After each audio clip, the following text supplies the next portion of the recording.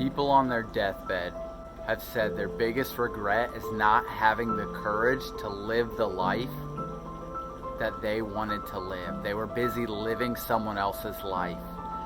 A couple of the other things that people consistently said was not ever allowing themselves to be truly happy and working so much that they missed out on life. Ben Steinbacher here, and you were created to be loved.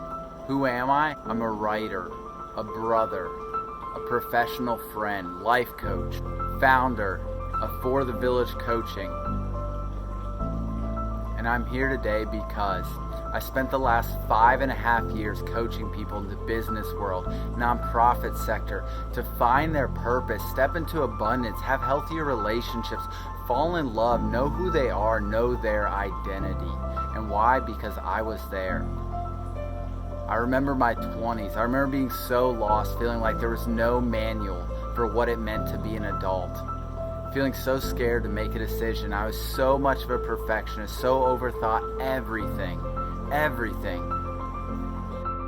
that I wasted years of my life so scared to commit to a relationship, to even another person. So busy chasing money that I never had purpose or felt fulfilled. Ben has personally taught me so much about accountability, brotherhood, what it means to be a good friend, and what it just means to strive after your goals. I just could not recommend him enough. And I remember about 6 years ago, I'd helped open this branch of a company. We were working 90 hours a week, and the reason that I was doing this is, yes, I was growing, I was learning, but at some point it hit me, so much of what I was doing was for the approval of the main person that I helped open the company with. I just wanted them to see me as worthy. And internally, all I wanted was to be fulfilled, to be happy, to be loved, to make a difference, to really make a difference, to use my gifts.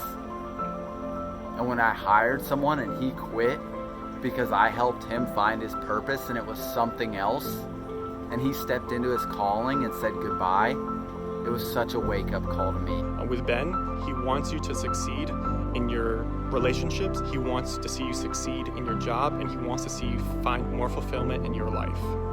And I remember thinking, like, I did all this stuff while the boss was out of town and finally had proved myself, and I thought I would be fulfilled, and I was, for about 5 seconds.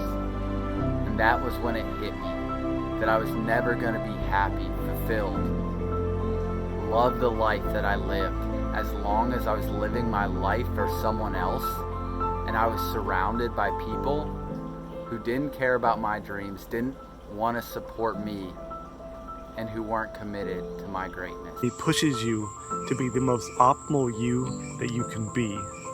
I can't tell you how grateful I am to have him in my life. I wonder how many of you have never been around someone who's just a best friend, who's there to support you, who's there to love you no matter what, who believed in you, who coached you, cheered you on, supported you, loved you, was committed to helping you overcome your perfectionism, your fears,